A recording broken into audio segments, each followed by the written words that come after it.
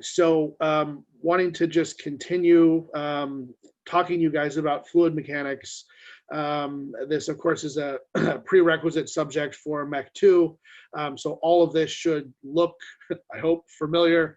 And this is meant to really just be a refresher to make sure that you guys kind of remember these skills that you've already learned for when you do the analysis of both your syringe and for the major design project. I've already sort of given it away. It's going to be a medical device, and it's actually going to have a lot of fluid flowing through it. So all this fluid stuff hopefully should be beneficial for both your RER and for your major project.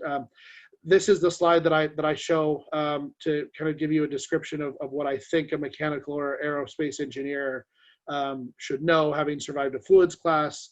For those of you who might be aerospace majors, I would add probably a fifth item here, which is external flow. So flow over a wing, drag and lift is a very aerospace thing that mechanical engineers, deal with, but maybe not as or in as specialized a way. But these are the four kind of mechanical engineering topics.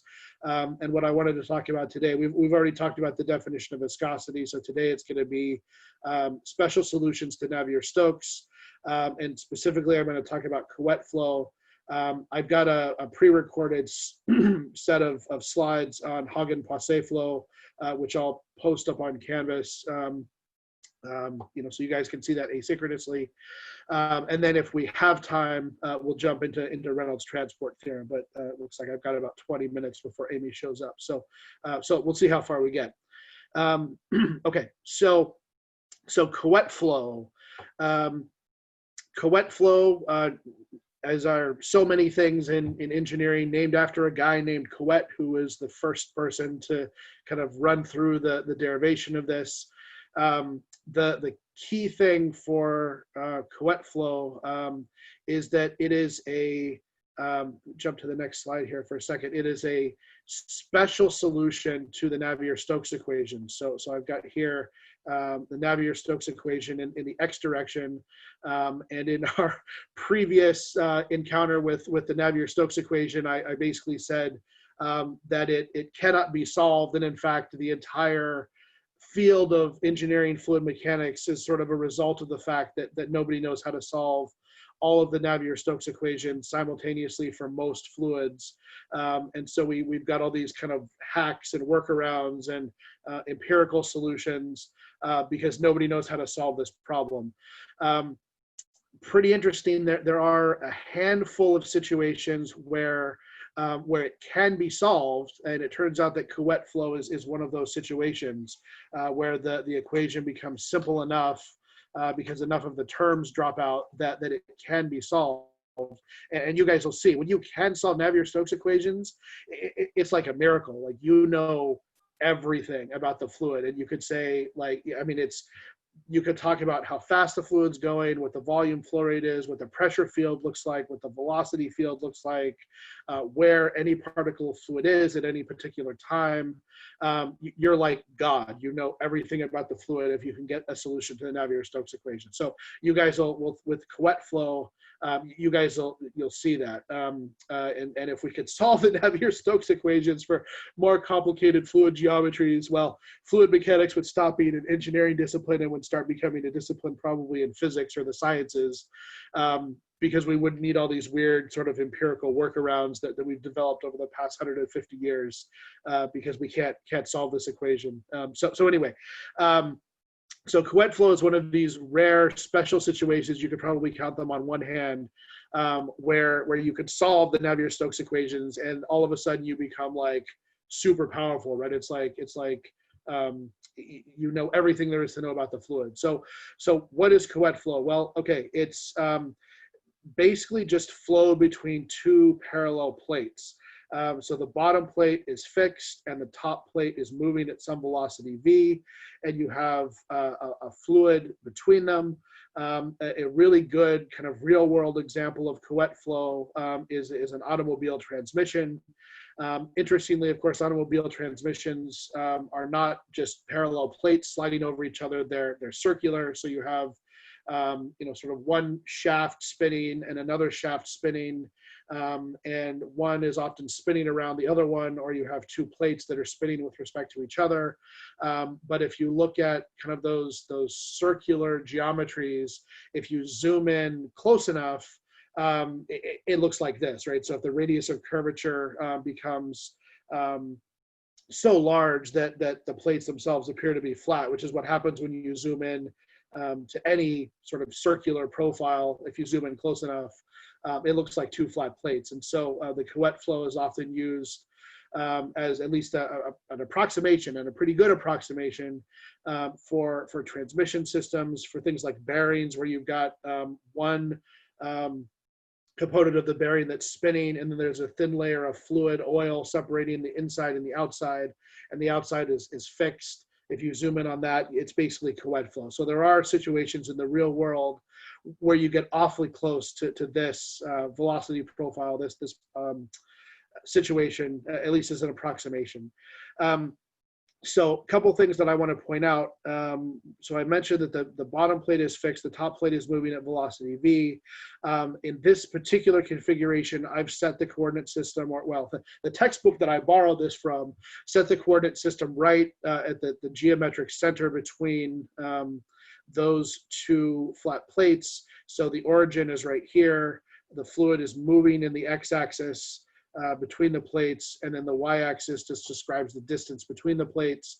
The plate on the bottom that's not moving is at a position of negative h. The plate that is moving at the top is at a position positive h. So the separation between these two plates is just 2h. This thing is a velocity profile. I really, when I was an undergrad, had trouble kind of understanding what this meant, but it basically represents the velocity of the fluid as a position in space. And so if you remember back to fluids, there's that thing with the no slip condition, which is true for continuum fluids, right? Remember last time we talked about the difference between continuum and non-continuum fluids. So in this class, we're going to assume that every fluid that we encounter, every fluid that we encounter is in a large enough regime that we're not going to see the influence of the individual particles. And if that's true, then fluid that sticks to a surface assumes the same velocity as that surface. And so right down here where the fluid is sticking to the fixed plate, its velocity is 0. And then up here where the fluid is sticking to the top plate, the velocity of the fluid right at that stiction point is v, right? Because the plate is moving at v. And so what this kind of pink colored line represents, this magenta line represents, is the velocity of the fluid, with this black line being basically 0. So the black line represents 0 velocity, and you can see down here where the pink line is 0 velocity, which is what you expect for the fixed plate. And then up here, that velocity is significantly higher. It's actually v. And so this sort of long arrow here represents that velocity of the fluid from this datum of 0 out to where it actually is. So that's what this is, velocity profile, just to give us a shape of what the flow structure of the fluid looks like. And you guys will see this quite often when you're dealing with fluids, these velocity profiles that show you the shape. Okay, so that's kind of the situation we're dealing with. We've got a flat plate on the bottom, moving plate on the top.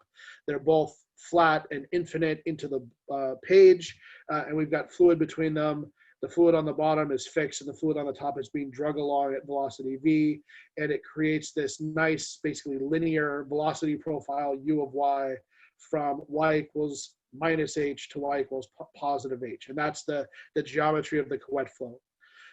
Okay, so as I mentioned, the Coedflow is one of those very few situations, probably half a dozen maybe, that are known to us at the moment, where the Navier Stokes equations can actually be solved. And this is like my favorite part of fluid mechanics, because you get this big, long, horrible equation, and you can pop into it and you can cross out all the terms, right? Like that, in a way, this is sort of how I fell in love with energy thermal fluid sciences. It's kind of embarrassing to say, but you know, when you're an undergrad student, it's like, how can I just cross out terms that I don't like? You can get out all your frustrations on the Navier Stokes equation. When I took my first fluids class, it was like, this is great. You write this big, long, horrible equation, and then you cross out almost every term. That's literally what we're going to do. We're going to write the big equation, and then it turns out that almost all of these terms go to zero because of the geometry. And so we just cross them all out, and we end up with something that's really simple. The really hard part about this is to know why all those terms go to zero. And you could probably teach a whole class in just describing why the terms go to zero. But I'll try to kind of describe it in a moment or two here. So the first term that goes away is the time term. So there's this initial term, which is the velocity u, and remember, u is this velocity profile, right? So we're going to keep that in mind. So du dt, that's the change in velocity with respect to time. This is a steady state situation. This velocity profile does not change with time. And so that first term goes away. And so you can see the big zero right here for that term. The second term that goes to, there we go. The second term that goes to zero is the derivative of u with respect to x, du dx. So we go back here, we look in the x direction, which is this way, and I can take a snapshot of this velocity profile at any x location between these two flat plates, and it will always be this line, right? So in other words, the velocity profile does not change with x. And so the derivative of u with respect to x is zero. Well, we're on this page because the flow is infinite into the page and infinite out of the page. If you take any snapshot in the z direction where z is into or out of the page, the velocity profile also does not change. And so this derivative with respect to z, where is it? Hang on. Okay, so this term is the du dx term. Oh, and then I left this term alone. This term is also, by the way, zero. But it also turns out that all of the velocities in all the other directions are also zero, right? So if I'm interested in the velocity in the y direction, we call that v, and the velocity in the z direction, we call that w. There is no fluid flow in any of those directions. It's only in the x direction here as I've represented it. So here's v, right, which goes to zero, and here's w, which goes to zero. It turns out this derivative du dz is also zero, but hey, the term in front of it is zero, so if I multiply zero by zero, I get zero. And so the end result is that this entire first section, all of these terms have something multiplied by zero in them, and so they all go away, right? So that's awesome. Like this entire term just disappears and goes to zero. The next item that goes to zero is the acceleration. This is a velocity profile. The velocity is constant. There is no acceleration, and so the acceleration goes to zero. And then this term dp dx, that's the pressure in the x direction. And this is not pressure-driven flow. If there were pressure-driven flow, there would be a higher pressure over here and a lower pressure over here to the right. That is not the case. There is no pressure difference across this fluid. And so since there is no pressure difference across the fluid in the x direction, or the y or the z direction for that matter, this derivative of pressure with respect to x goes to zero, so that's this term. And then when we hop into the second term, this is the viscous term, so you guys will recognize mu here, that's the viscosity, which we talked about the definition of viscosity from before. So this viscous term, because the velocity profile doesn't change in the x direction, not only does its derivative go to zero, but also its second derivative goes to zero. So here's du squared dx, that goes away. And then for the same reason, here's du dz, or d squared u dz, the second derivative of velocity in the z direction. That also goes to zero. So this term and this term are zero, and all we're left with is just the second derivative of u with respect to y. And that term we can't get rid of. And the reason that we can't get rid of that term is if I look back at the velocity profile, what this term is basically asking me for is the slope of this curve, right? So here's u of y, and I'm basically marching along in the y direction. And as you can see, yes, of course, the value of the velocity changes as I move in the y direction. And so I can't eliminate that last term because it potentially has a value. But everything else goes away. So this is like the most kind of meditative thing that you can do in fluid mechanics is cancel out all these terms. So anyway, we're left then with basically just the expression that the second derivative of u with respect to y is 0. And that is a differential equation that we know how to solve. So hallelujah, we have a solution to the Navier Stokes equations. And we can proceed through with the solution to that differential equation by plugging in a couple of boundary conditions. So before I jump into the boundary conditions, let's stop for a second. And can I answer any questions about how I kind of walk through the logic of making all these terms 0? That's the hardest part of this, is figuring out why these are all 0. So any questions on how I did that? Professor, could you explain once again the du dx, why that goes to 0? Yeah. So let's hop back one slide here. So the x direction is basically left to right, right? And so there's a condition, if you remember from your fluid mechanics, it's called fully developed flow. And an underlying assumption for Couette flow is that it's fully developed flow. And so what that means is that the velocity profile is going to look the same for every x coordinate that I look at, right? So by taking the derivative in the x direction, basically what I'm saying is I just want a snapshot of what this velocity profile looks like. I wonder if I could draw. Ooh, let's see if I can draw. This might turn out. Oh, okay, yeah. Let's see. Can I draw? Yeah. Okay. So the derivative in the x direction is all I'm really asking is what does this velocity profile look like for some other value of x? So if I choose a value of x that's, say, less than where I've drawn the velocity profile here, what does it look like? Well, it looks exactly the same, right? I can't draw a straight line, but it's it's that, right? And if I look at a larger value of x, what is the velocity profile? Well, it's exactly the same. It's that. Those are meant to be straight. So in other words, by taking the velocity of u in the x direction, I'm going to get the same value every time. It's constant because the shape of the velocity profile doesn't change as I take different snapshots along the x direction. And so because u at a particular x is constant, if I take the derivative of it, it goes to 0. Does that help? It does. Thank you. I appreciate it. Yeah, sure. No, this is the hardest part, is to figure out why all these terms go to 0. It took me until oh no. Uh-oh. How do I erase? Clear. There we go. Okay. It took me until graduate school, honestly, to really be able to figure that out. And there's still some situations where people will sort of argue, okay, I'm going to cancel out a term, and I'll be like, why? And they'll explain. I'll be like, okay, sounds good to me, and just sort of move forward and not really understand why. So anyway, any other questions about how I eliminated the various terms in Navier Stokes, which is really the hard part? Oh wait, can I ask something? Sure.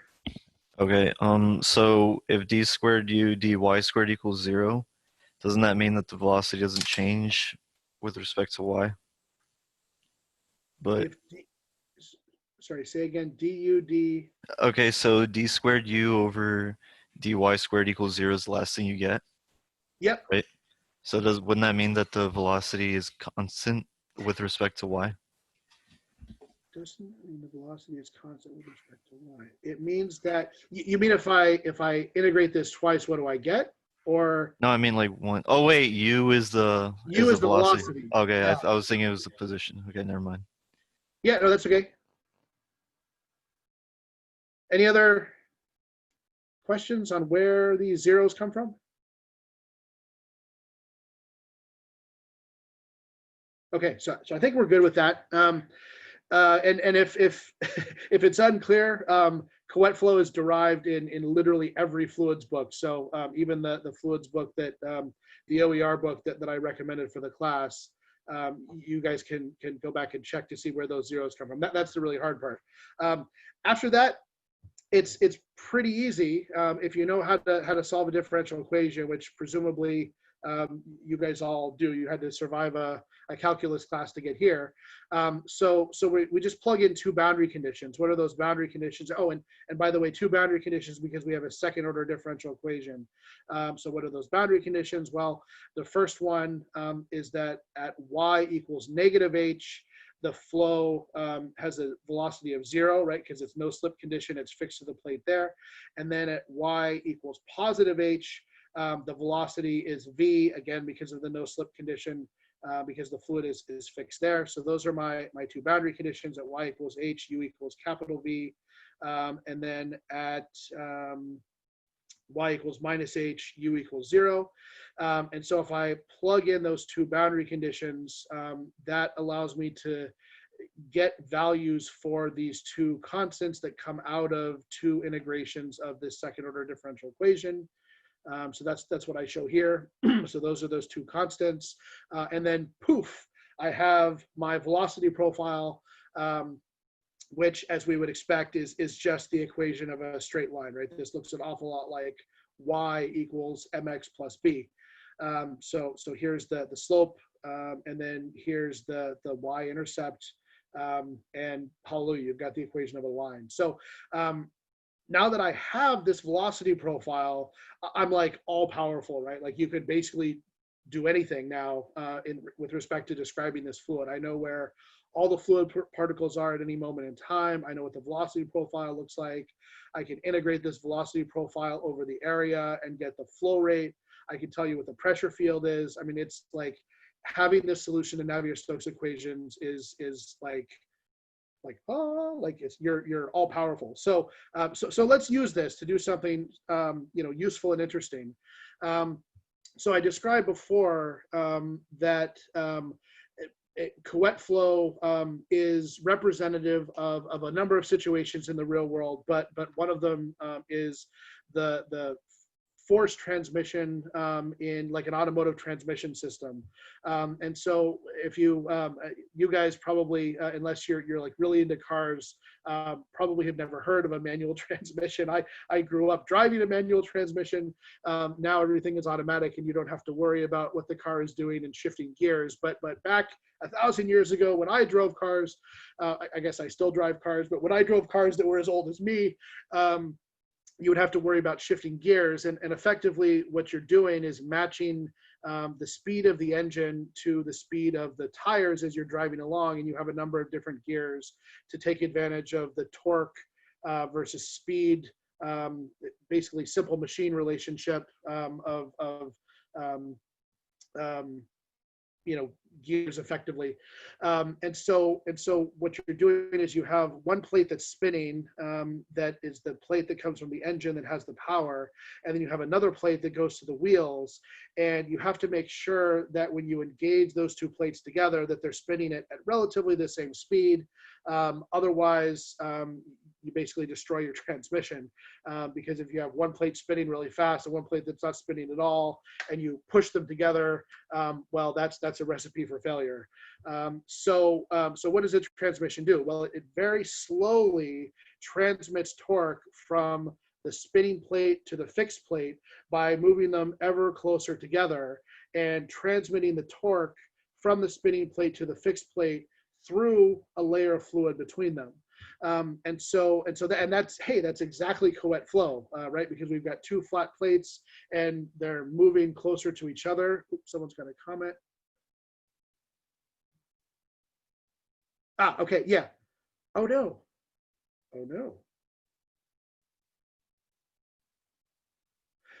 Okay, sorry guys, hang on for a second.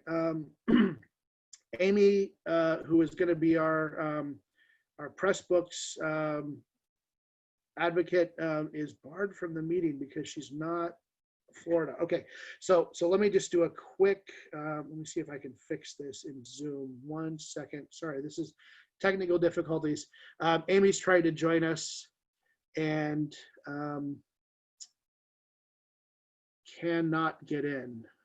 So just give me 1 second to see if I can fix this by changing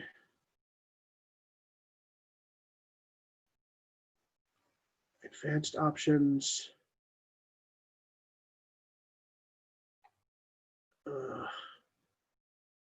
No, I don't have a way of changing it, and that's not even the right meeting. Hang on. Okay. We might need to just have her come. Well, okay, let me give it one more chance here.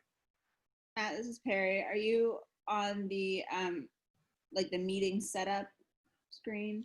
Yeah. It looks, I think there's a checkbox that says, you know, authenticate as UF. See, I'm not seeing that. Require meeting, enable join, mute participants, use meeting ID. Oh, okay, so it says only authenticated users can join, but I have it X'd out. You have that, but so you have that unselected? I have it unselected, yes. Then I'm not sure what the issue would be. Let's see. Can she, is she able to get into the next meeting, the one that starts at 10:30? Let me email her real fast and see. Because yeah, if she can get into that one, we could just have her do her tutorial in 15 minutes. But then of course we've got to send her the Zoom links to that one, which Perry, I don't know if you have access to that. Yes, I think you had sent her that Zoom link to the next one. Yeah, because we wanted her to be there to answer questions if possible. So we'll see if she can get into that one, and if not, I'll have to do a little bit more troubleshooting. So can I Perry jump back into this and yes, I'll message you if I come up with a solution. Okay, thanks. Sorry. You're fine. Okay, so let's hop back in. Sorry guys, the technical difficulties of all online instruction. Okay, so we've got these this transmission system. We've got one plate that's fixed, one plate that's spinning, and we're trying to bring them closer to each other. And we want to transfer the torque from the spinning plate to the fixed plate so that the fixed plate starts to spin itself and speeds up and gets to the point where the two plates are spinning at relatively similar velocities before you get them to touch each other. And we're going to use a thin layer of fluid between the plates to transfer that force or that torque from one plate to the other. So Coedflow lets us figure out exactly how to do that. So a question that you might ask is, given a particular separation between two parallel flat plates, I call this separation L, how much force is transmitted from the moving plate to the fixed plate for this particular application, for example, car transmission, and we can do that, right? So I'm going to just remember that a shear stress it just has units of pressure, right? So it's a force divided by an area, and so if I'm interested in finding out the force on a plate that has fluid flowing over it, therefore shearing it, that force is just the shear times the wetted area, so the contact area between the plate and the fluid itself. And so here's that term, right? So the force on the plate, the fixed plate, is going to be just shear times area.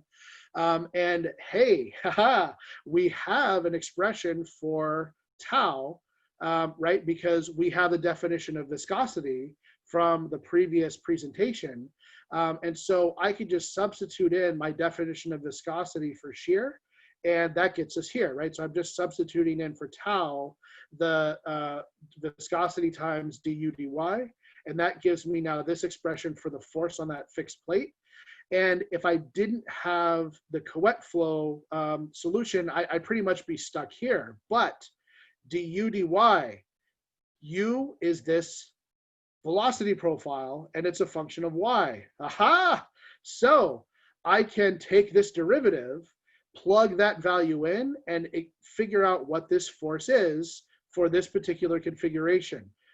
So, so what is U? Well, I solve for U. U for this particular configuration is V over 2H times Y plus V over 2. And so if I take the derivative of that with respect to Y, the first term just becomes V over 2H. This is a Y, so it goes away. We just end up with this constant plus, well, this term is a constant now, so when I take its derivative, it goes away. So I should end up with V over 2H. The one thing that I'm going to note here, which is slightly different, is instead of setting my coordinate system in the middle of this flow field, I set my coordinate system down here at the bottom. And so the resulting velocity profile that I get from solving the Navier Stokes equations is slightly different. It's y over L divided by V, where L is the separation between the two plates.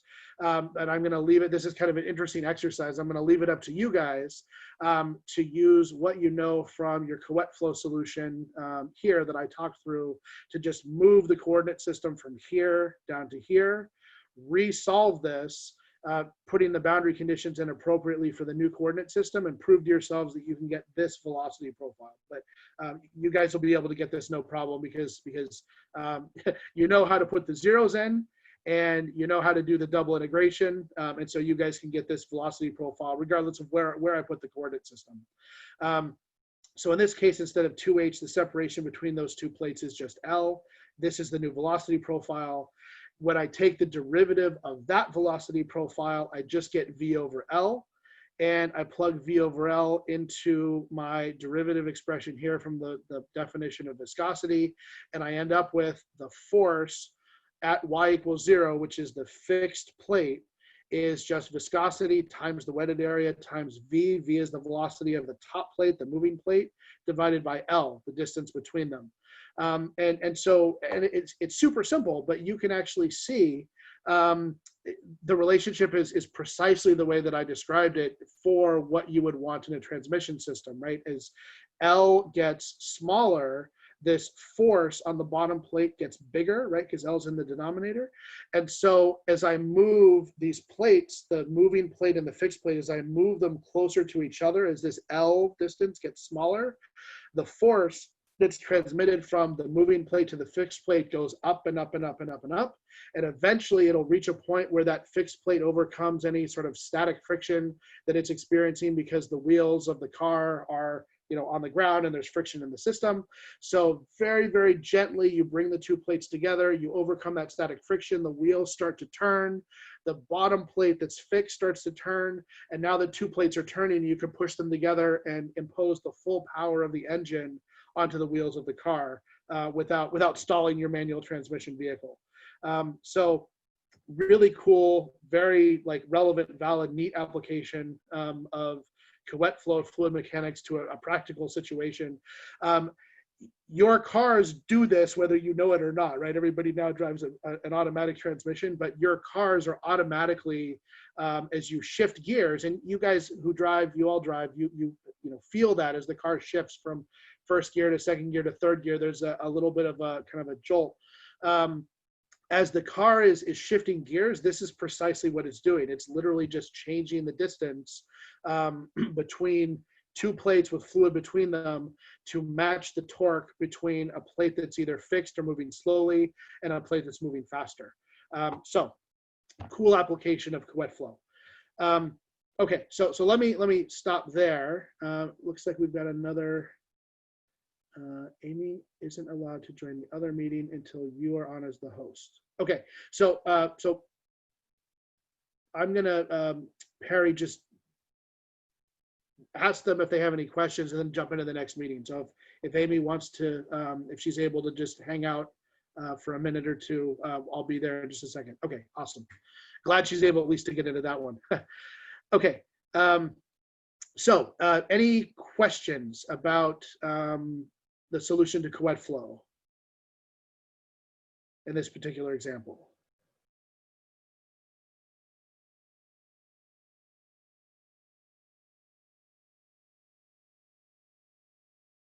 Okay, so hearing none, I've either done a really good job or I've put everybody to sleep, and you guys have all decided that you're going to switch into civil engineering.